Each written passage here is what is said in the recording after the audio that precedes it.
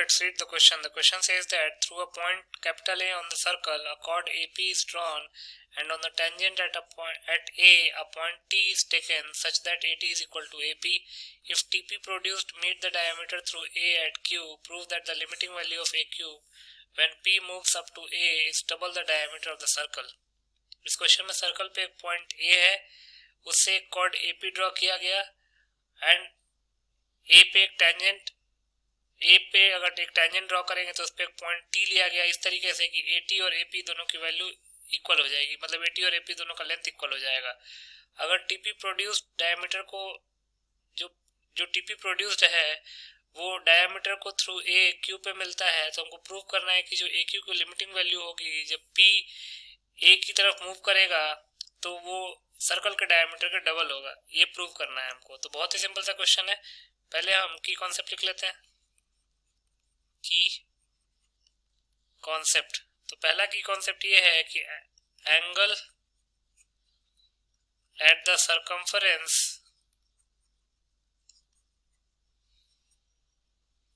In a semi circle is 90 degree. कहने का मतलब ये है कि अगर ये सर्कल है और ये डायमीटर है, चूंकि दो सेमी सर्कल्स में डिवाइड करेगा तो सरकम्फरेंस पे बनाया गया कोई सा भी एंगल इस डायमीटर के द्वारा ये 90 डिग्री होगा. दूसरा, अकॉर्डिंग टू साइन लॉ, अगर ये ट्रायंगल ए बी सी है, ए बी सी, ए के सामने वाली साइड ए, बी के सामने वाली साइड स्मॉल बी और सी के सामने वाली साइड स्मॉल सी, ये एंगल ए, ये एंगल बी, ये एंगल सी है. तो साइन लॉ ये कहता है कि a upon sine A is equal to b upon sine b is equal to c upon sine c. तीसरा, in a right triangle cos theta का जो फॉर्मूला होता है वो होता है बेस अपॉन हाइपोटेनस.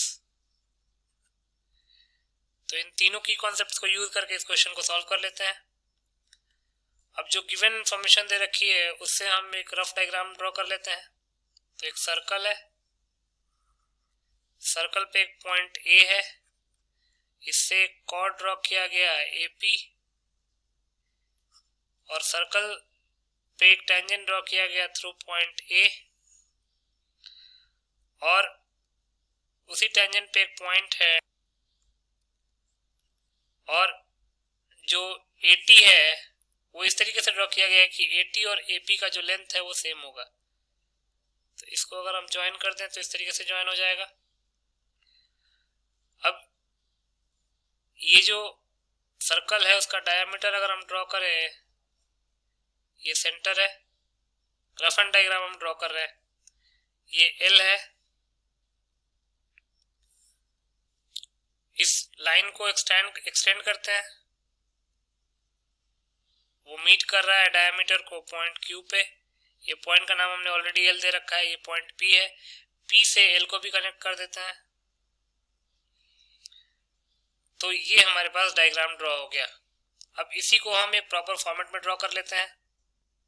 तो ये हमने प्रॉपर डायग्राम ड्रॉ कर लिया. ये क्यू है, ये एल है, ये पॉइंट ए है, ये पॉइंट टी है, ये पॉइंट पी है. और क्वेश्चन में दे रखा है कि एटी और एपी इक्वल है, ये और ये इक्वल है. तो हमको पता है कि angles opposite to equal sides are also equal. तो पहले मान लेते हैं let capital R be the radius of given circle and angle A T P को थीटा मान लेते हैं. एंगल ए टी पी को थीटा मानेंगे तो एंगल ए पी टी भी थीटा के इक्वल हो जाएगा, क्योंकि angles opposite to equal sides are also equal. तो अगर एटी और एपी इक्वल है तो एंगल एपीटी और एंगल एटीपी दोनों इक्वल हो जाएंगे, थीटा के इक्वल. अब अगर एंगल एपीटी थीटा है तो एलटी जो है, एलटी नहीं क्यूटी जो है एक सिंगल लाइन है, एक स्ट्रेट लाइन है. तो ये जो है ये कितना हो जाएगा, पाई माइनस थीटा हो जाएगा लीनियर पेयर एक्सम से. देन ये वाला जो एंगल है, एंगल एल पी ए, ये कितना हो जाएगा 90 डिग्री, क्योंकि angles in a semi circle formed at circumference is 90 degree. ये 90 डिग्री हो गया, ये पाई माइनस थीटा हो गया। देन डायमीटर और टेंजेंट के बीच में जो एंगल बनेगा वो 90 डिग्री का बनेगा, क्योंकि दोनों परपेंडिकुलर है एक दूसरे के।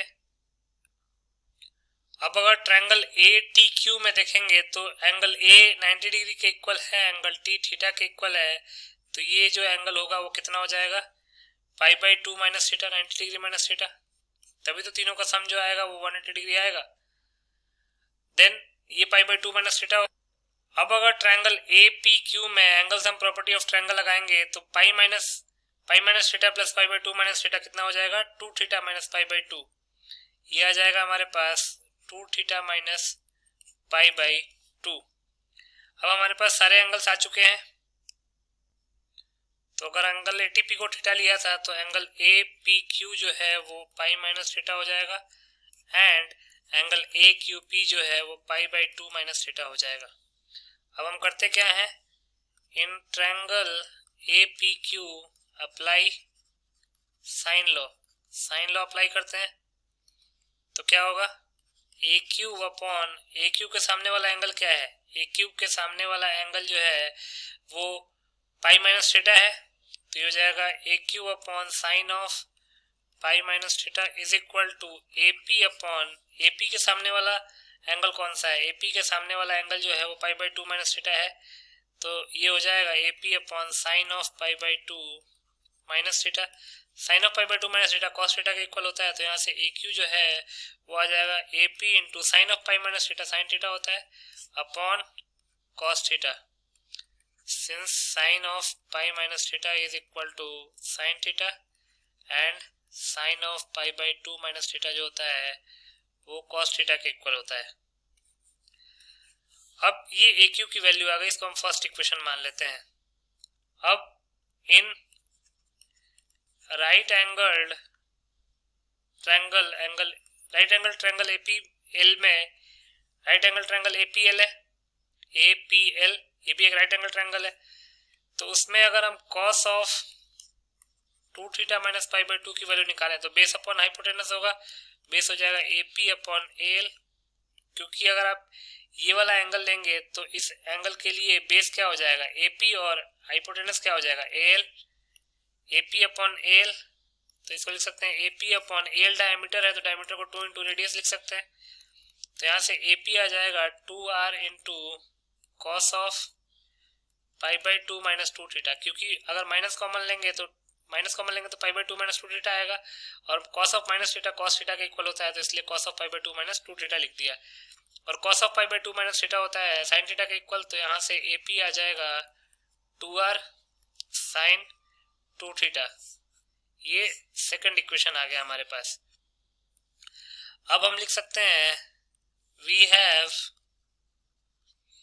ए Q is equal to A P sine theta upon cos theta, ये फर्स्ट इक्वेशन था, और दूसरे में A P is equal to 2r sine 2 theta, ये सेकंड इक्वेशन था। तो ए पी की वैल्यू 2r साइन 2 थीटा हम फर्स्ट इक्वेशन में पुट कर देते हैं, तो लिख सकते हैं from equations 1 and 2 A Q can be written as 2r sine 2 theta into sine theta upon cos theta.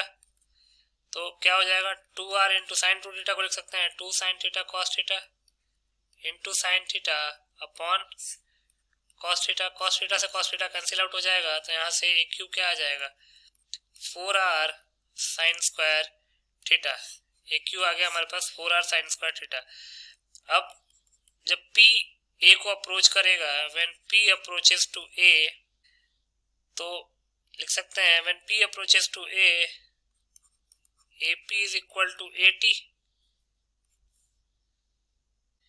AP is equal to 80 तो ऑलरेडी गिवन है। अगर P A को अप्रोच करेगा और AP 80 के इक्वल है, तो इसका मतलब कि T जो है वो A को अप्रोच करेगा। क्यों, ध्यान से देखिए, अगर P जब A को अप्रोच करेगा तो AP और 80 तो ऑलरेडी इक्वल गिवन है, तो इसका मतलब कि T जो है वो A को अप्रोच करने लग जाएगा, और अगर T A को अप्रोच करने लग जाएगा तो इसका मतलब कि जो थीटा है वो पाई बाई 2 को टेंड करेगा, तो इसका मतलब कि theta tends to pi by 2। तो यहाँ से हम लिख सकते हैं देयरफॉर लिमिट ए क्यू की वैल्यू निकालनी थी ना, तो ए क्यू क्या हो जाएगा, limit theta tends to pi by 2 sine square theta. अब अगर थीटा की वैल्यू π/2 पुट करेंगे तो क्या हो जाएगा 4r साइन स्क्वायर π/2। साइन π/2 की वैल्यू 1 होती है तो ये हो जाएगा 4r, और 4r का मतलब हो जाएगा 2 इंटू डायामीटर, और ये तुमको प्रूफ करना था। तो यहां से हम क्या लिख सकते हैं, hence the limiting value of a cube when p moves up to a is double the diameter of the circle. Thus proved. So this is your solution. I hope you understood it well. Best of luck.